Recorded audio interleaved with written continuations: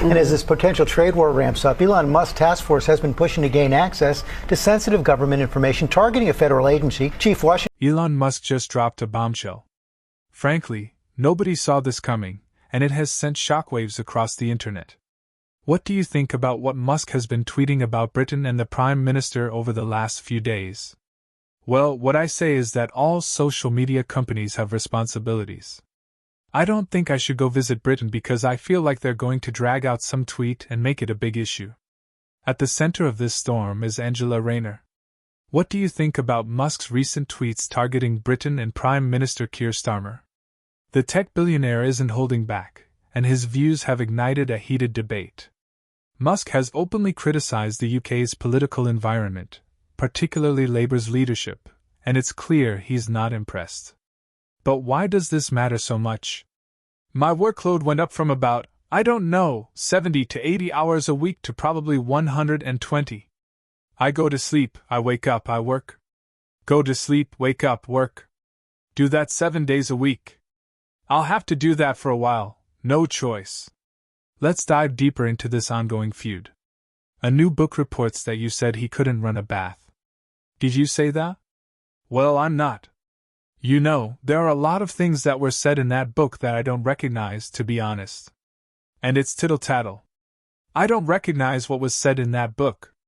But that's not tittle-tattle. That's what the woman who is now the Deputy Prime Minister is reported to have said about the now Prime Minister. There were lots of other things people have said, about me or anyone else. No, I don't recognize ever saying that to anybody. Rayner has been ramping up the pressure, demanding stricter controls over what gets posted on X, formerly Twitter. She claims it's all about combating misinformation and hate speech. Between Diddy and Epstein, there's probably several thousand hours of footage here. Yeah. It's kind of weird that the people on those videos are lecturing the rest of us about our moral failings, isn't it? Yeah, it's weird. What is that? Well, I mean, part of how they deflect attention from themselves is by criticizing the morals of others. It's sort of like a preemptive moral strike. Those who are saying Trump is a threat to democracy are themselves actually the threat to democracy. At first glance, it sounds like a noble cause. However, Musk sees it differently. For him, X stands for one thing: absolute free speech, no caveats, no compromises. When Rayner turned up the heat, Musk turned up the volume, standing firmly against any attempt to control what was said on his platform. His message is simple: governments should not decide what people can or cannot say online. This defiance has sparked a crucial debate about the nature of free speech and who controls the narrative. I think people are in a state of shock as to what this new government is doing. I don't think there's room for something like what you've suggested. What you're suggesting is a sort of rerun, and that's not going to happen, not while this government is doing the kind of things it's doing. Musk's stance isn't just ideological, it's personal. He has hinted that the UK's restrictive political climate under leaders like Rayner and Starmer has made him question whether he should even visit the country. Yes, one of the world's most influential figures is considering giving Britain a hard pass because of its leadership. Musk's concerns about the UK's lack of a First Amendment equivalent and its policies on online expression have struck a chord with many. In his words, people are getting 2 or 3 year prison sentences for Facebook posts. That's unimaginable. We allow people you don't like to say things you don't like, otherwise, it loses all meaning. This isn't just about Musk versus Labour. It's about who controls the online narrative. Are politicians tightening their grip to silence dissenting voices? Or is this truly about tackling hate speech and misinformation?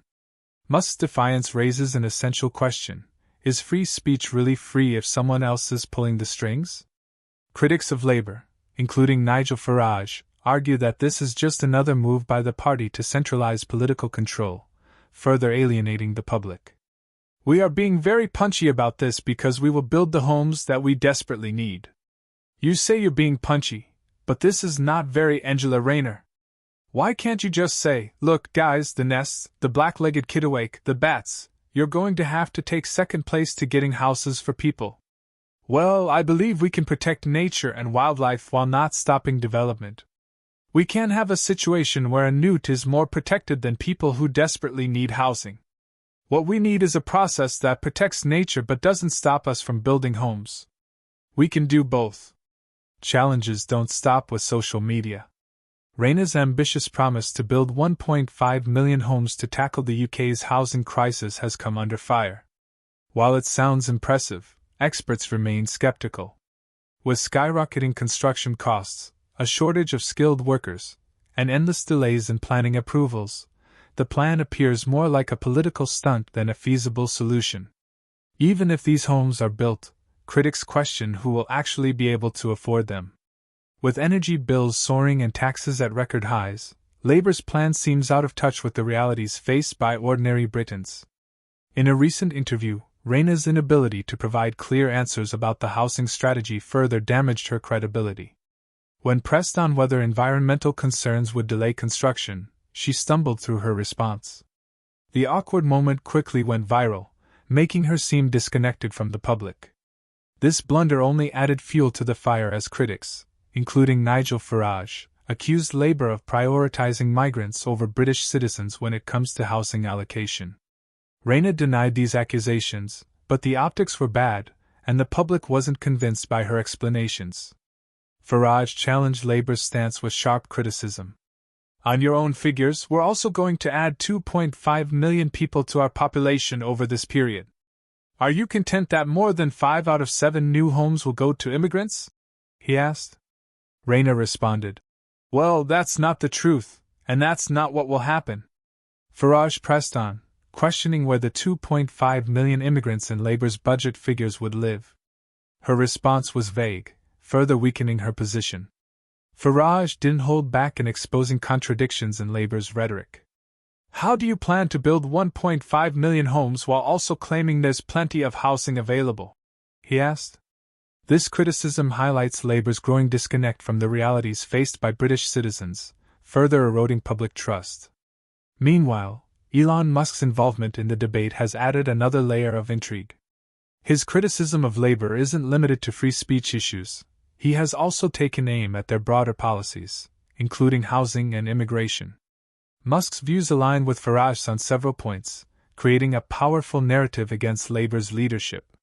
His influence, combined with Farage's relentless critique, paints Labour as a party more focused on control than progress. There is growing speculation that Musk believes Reform UK and Nigel Farage could form the next government. Some reports suggest Musk is prepared to put his money where his mouth is by donating £100 million to Reform UK. If true, this would be the largest political donation in British history and could significantly transform the political landscape. At the same time, concerns over free speech and government control continue to grow. Reports reveal that 4,000 people in the UK have received prison sentences for social media posts that had no explicit link to actual violence. The government claims these posts encouraged violence, but in many cases, no actions were taken as a result of them. Meanwhile, the UK faces a prison overcrowding crisis, leading to the early release of convicted criminals, while social media offenders serve time. The story doesn't end there. Rumours continue to swirl about Musk's potential £100 million donation to Farage's Reform UK party. While no official confirmation has been made, the mere possibility has sent shockwaves through British politics. When asked whether Reform UK had reached out to Musk for funding, a spokesperson responded, "We've had no conversations yet regarding donations." Elon Musk's ties to prominent political figures add to the speculation. He is known to be close to former U.S. President Donald Trump, as is Farage.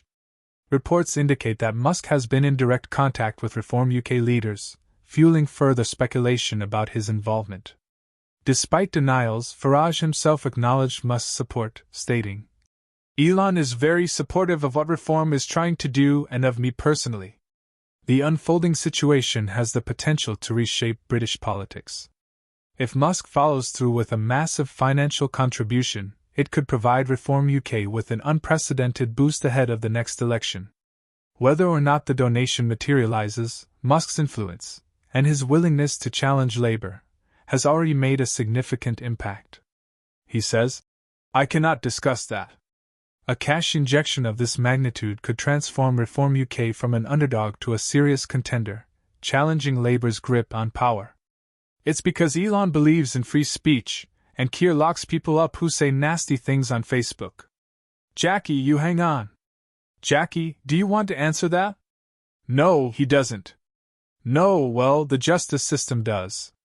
We've got two-tier care, we've got two-tier policing, and that's where we are. We need someone leading our country in difficult times, especially when the world is perhaps in a more perilous place than at any point in our lifetimes. Leadership requires a degree of charisma. Now, Keir Starmer has the charisma of, well, I used this phrase 10 years ago in the European Parliament, and I'm going to dig it out again, the charisma of a damp rag. And what does he stand for? He can't even define what a woman is. He flips, flops, and changes his mind constantly. But why would Musk back Farage? The answer lies in their shared frustrations with Labour's policies.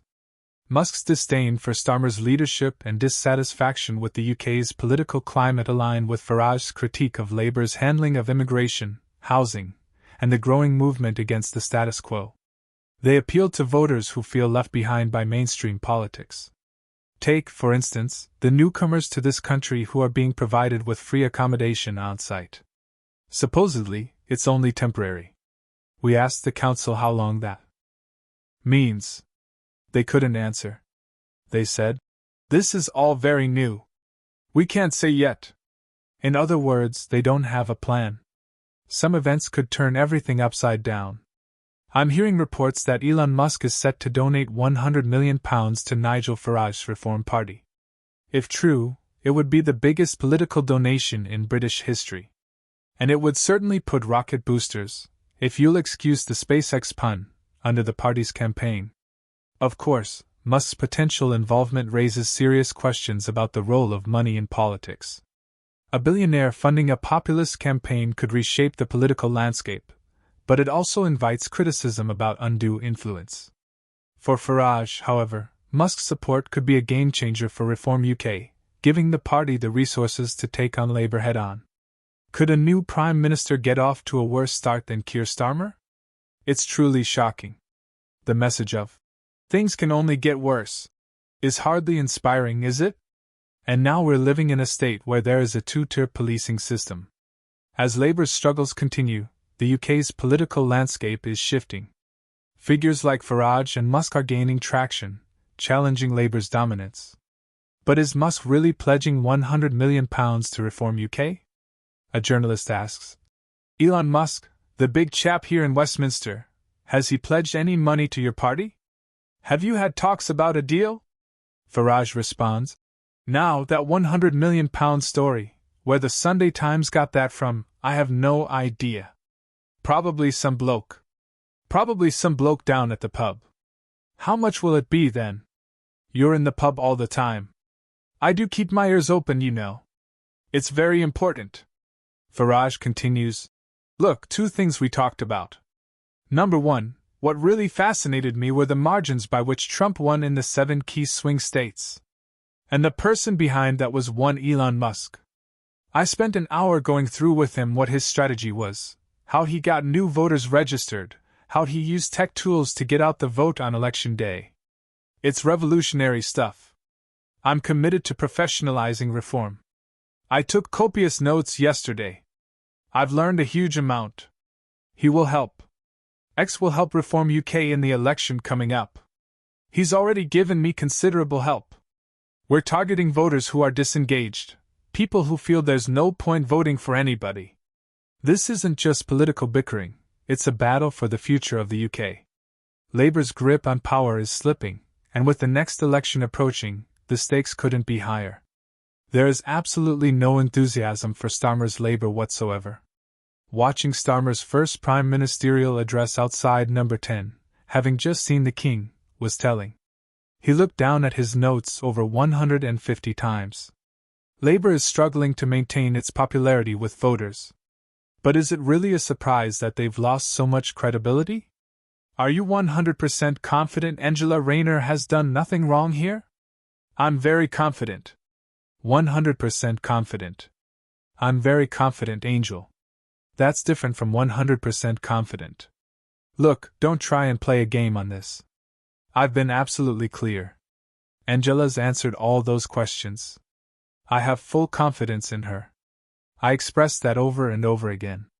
But I really think that you should be asking questions about the state of the NHS. I think you should be asking questions about why Blackpool, which was promised levelling up, now has a bigger wager, not necessarily there. There have been obvious missteps by Starmer and his cabinet that have given opposition parties a chance to overtake them in popularity.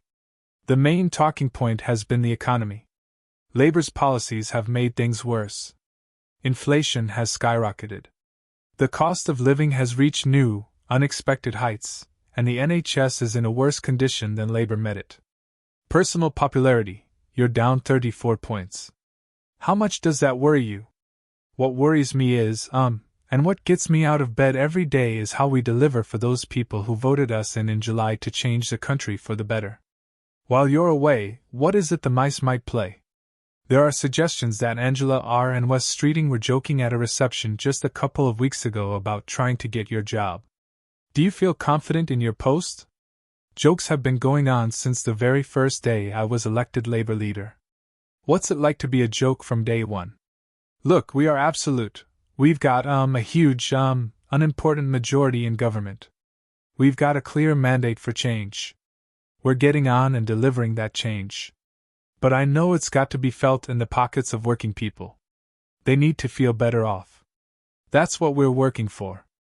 We need to see those waiting lists going down, which we're bearing down on, and we need to make sure that GDP, negative for 2 months in a row. Prime Minister, where's the growth? Well, we need to go further. But that is not all. The long list of broken promises to voters has created distrust between Labour and ordinary citizens. For instance, the tax hike, which Labour promised wouldn't happen, has caused a significant shift away from the party by voters. However, that is not the craziest part. The biggest problem with Labour leadership is the perceived lack of interest in the struggles of everyday people. Rather than addressing the economic challenges their budget has caused, Labour and Keir Starmer are busy picking fights with key businessmen like Elon Musk. If you enjoyed this political discussion, like and subscribe to the channel for more videos like this one.